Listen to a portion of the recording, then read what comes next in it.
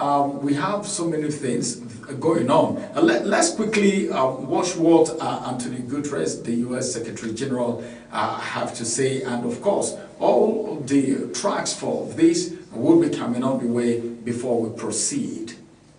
United Nations Secretary General Antonio Guterres says the reported agreement involving Hamas and Israel offers a rare opportunity to reduce tensions in the Middle East, as he called for an end to fighting across the region following months of conflict and growing instability. He warned that continued military escalation was deepening humanitarian suffering and increasing global uncertainty, stressing that diplomacy remained the only path towards lasting peace. The only good news in recent days is the announcement by the US President of an agreement for Hamas to relinquish their weapons and for Israel to withdraw its forces from Gaza. Turning to the climate crisis, Guterres said a strengthening of El Nino was pushing the world into what he described as uncharted territory, warning that record ocean temperatures and human-driven climate change were combining to fuel more frequent and severe extreme weathers. The UN chief cited devastating heat waves, wildfires, and changing rainfall patterns already affecting different parts of the world, while urging governments to strengthen heat protection measures, improve climate resilience, and accelerate the transition away from fossil fuel. 2 months ago, I warned that El Nino was arriving on our doorstep. Now it is inside the house and turning up the heat. We have already endured a summer of extremes, record-shattering heat domes, apocalyptic wildfires raging in Spain, France, and far beyond. Thousands of lives lost in the scorching conditions, and global sea surface temperatures with records in June and July. The World Meteorological Organization says current sea surface temperatures in the Pacific are significantly above normal, with forecasts indicating that most regions of the world are likely to experience above-average temperature in the coming months. The United Nations says immediate action to tackle both conflict and climate change remains essential to protecting lives, reducing global instability, and preventing future humanitarian crises. Mukhtar Qasim, Global TV News.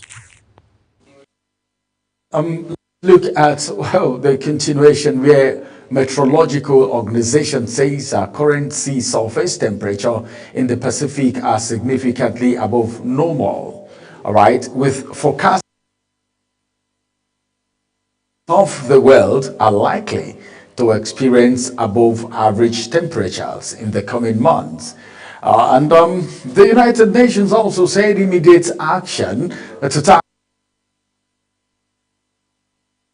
remains essential to protecting lives and properties, reducing global instability. And of course, I call it global instability because when these things happen, it doesn't just affect the areas, all right, where it occurred alone. Or let me give an instance. All these situations, all these global issues that we're talking about, by the time a particular region is being affected, by the time a particular country is being affected, you see it escalating. The effects of those incidents escalate into other countries. If you remember what happened during the Strait of Hormuz, during the time that Israel, Iran, and the United States were in dispute, in crisis, we all saw what happened to nations of the world. So when these things happen, it is more of a global instability than just referring to a particular region and a particular country. And of course, preventing future humanitarian crisis is the goal. Yeah, so it doesn't happen again. Like I would always say to my own country, you don't need to wait until these things happen, but sometimes it's a natural disaster. You don't see it coming. It just happens and you see people are becoming victims. Well, I think it's so good that attention is moving towards this direction so that the future Future humanitarian crises, even the destruction of properties would also be curtailed to an extent. All right, let's move away from that story now and go to another story. Now I want to look at the Hungary nuclear. All right, there is Parks plants faces early shutdown because of rising energy security concerns. So when we talk about security concerns, it's not just common to Nigeria, it's not just common to Africa. Now let me bring you the full story. Hungary, on its own part, is facing fresh concern over its power supply after Prime Minister Peter Maga announced that the country's only nuclear power plant could shut down earlier than expected. Let me just give you a breakdown of what I'm talking about. In some countries, in advanced countries where things are really working, before there is a power shutdown, all right, if there is going to be a shutdown of power or maybe power outage, there ought to be an announcement so the people could know that this is exactly what is going to happen. Not like some parts of Africa where you just stay and all of a sudden the power disappears, where grids get collapsing all the time, when children see power, they just shout because they've not seen it for a very long time. And if the power stays, if light stays for a few hours, you see people asking questions. What happened? Did they forget that there is light? They call it light in some parts of Africa. But then this is good because of the fresh concern over the power supply, the Prime Minister, Peter, actually announced that the country's only nuclear power plant, all right, could be shut down earlier than expected, and everyone needs to know whatever you need to do. If you need a backup, this is the right time to do so. And it's so important that the people are being given the information ahead of time so they can actually prepare. All right, we're talking about Hungary here. The Parks nuclear power plant, which generates about 40% of Hungary's annual electricity, is expected I don't know, it's not certain yet, may experience a complete shutdown as early as possible, raising questions about the country's energy security and electricity supply. And as a matter of fact, the Prime Minister Peter disclosed, all right, I'm talking about Peter Magyar. He disclosed to the people that operations at the Parks nuclear power plant are located south of Budapest are expected to wind down sooner than previously projected. You know, sometimes they will tell you it's a projection. That's why they call projected. The expectation may not really be what is going to happen, but then the people were made to know, all right, they were notified ahead of time. If there is anything you need to do with power, then you begin to plan ahead. All right, if there is need for an alternative, if there is need for a shift or postponement of whatever it is you want to do, it depends on what exactly you want to do. But that information is coming ahead of time to let you know that there might be a possible shutdown for certain reasons. Then you would make preparations ahead of time. Let's look at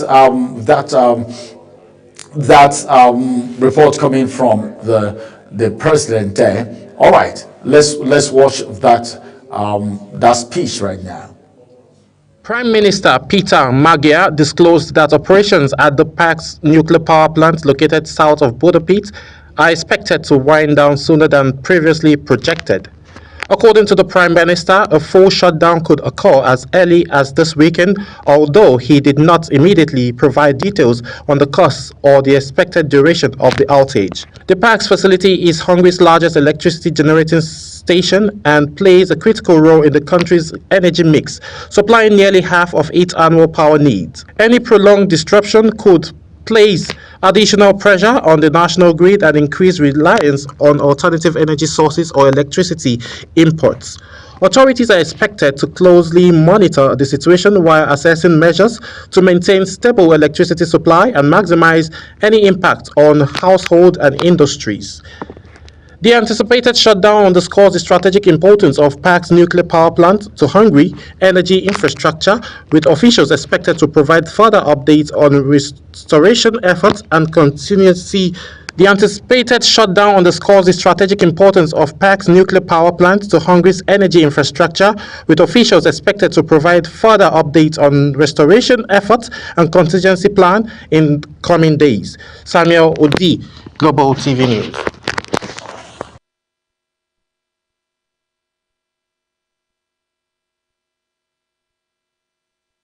Well, that was a beautiful one there, but then I think it's so good.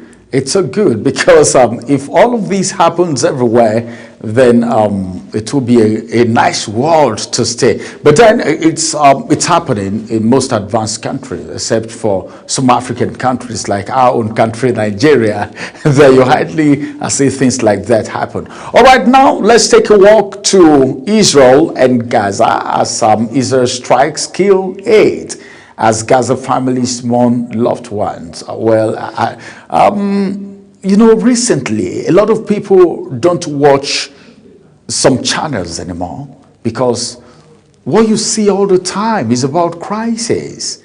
Imagine 8 people being killed in a fresh overnight Israeli airstrike across the Gaza Strip. This is a place that people have been losing their their lives because of the crisis. But then, even as renewed diplomatic efforts continue over a proposed agreement to end the conflict, I don't know when it's going to end. A lot of people have pushed for it to end. People are praying, people are begging, people are sending messages, consultations have been going on. But then it's unfortunate that lives are still being lost. But then even when there is a ceasefire, you still see some strikes still going on. I don't know why we keep having fought and back, as it has to do with the issue of Gaza Strip. But then it was a moment of grief and anguish in the hospital and at the funeral ground across Gaza as families gather actually to mourn relatives that their lives were taken in the just recent strikes. But then it's worrisome because in a war situation, lives have been lost, whether women, whether men and children, like it just happened in Gaza. And the mourners, you know, I don't know, but it's so pathetic to see a situation like that. Through crowded streets, you see prayers going on, a funeral service. You see your loved ones, the people you were with in few minutes. After a very short time, you don't see them again. It's so pathetic. It's painful. It's painful. But then in the Gaza City, residents search through the rubbish and destroyed apartment blocks, inspecting shattered walls and twisted debris in the hope of recovery, because it was a strike. All right, it was a strike, and anytime there is a strike like that, what really happens is that some persons are being trampled under the debris. I feel very bad about that. I feel very bad about that. Sometimes you will think, and the emotional impact of this, not just to the people that lost their loved ones alone. You just sit back at home and you watch your television, you hear things like this. There is a psychological implication of things like that, and that's the reason people from all over the world have been saying, end this crisis, end this war. It's not worth it for any reason, because innocent lives have been lost. It's not worth it. If you ask me, I will tell you it's not really worth it. Yes, it's not worth it.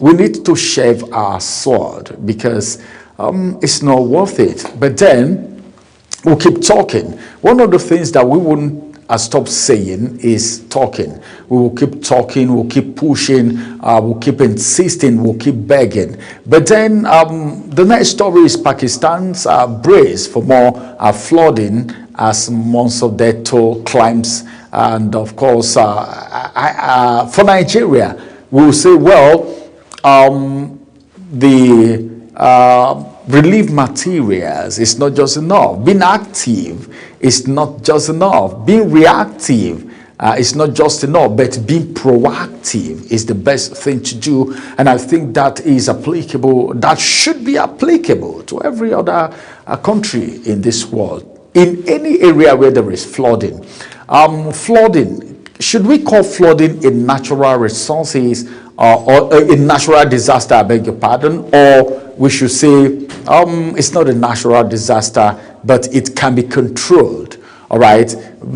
Pakistan is preparing for another round of heavy monsoon rains after the death toll from weather-related incidents rose to 126. Authorities have already warned that the downpours could trigger flash floods. And not just that alone, it's also going to be coming with widespread urban flooding across several parts of the country. Relentless monsoon rains continue to batter Pakistan, leaving communities submerged, and it is a problem as a matter of fact, and damaging infrastructure, forcing emergency agencies onto high alert. But then, well, whatever happens, I think it's always the best. Then don't forget that Trump has suspended strikes and confirmed new nuclear talks with Iran. That's what a lot of people have been praying for. Let's look, time is up. Time is up. I wish we could look at more of this, because Donald Trump already said a fresh negotiation with Iran will begin, and that's what everybody is wishing. Everybody wants the whole situation to get subsided and of course end. As a matter of fact, then we want to say everything would already be fine when it is time. As a matter of fact, now we just need to hold it here for now on diplomatic perspective. But then I think it's a good one if all of this happen and Trump's decision is being followed with the request. All right, everyone, this is the size of diplomatic perspective for you today. My name is Ramsey Enoch Agbo. Many thanks for watching Diplomatic Perspective. Bye-bye for now.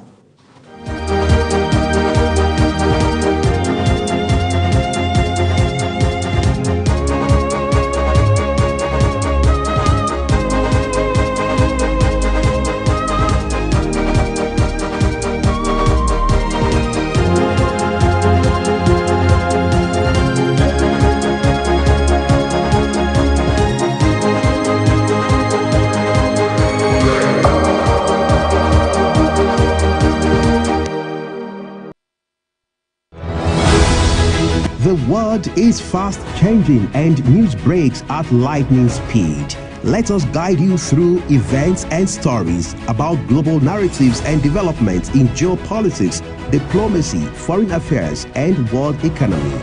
Get factual and multi-angle perspectives on stories around the globe. Global Television brings you Diplomatic Perspective every Monday and Friday at 9 p.m. with Ramsey Enoch Agbo. Diplomatic Perspective, the world in front of you.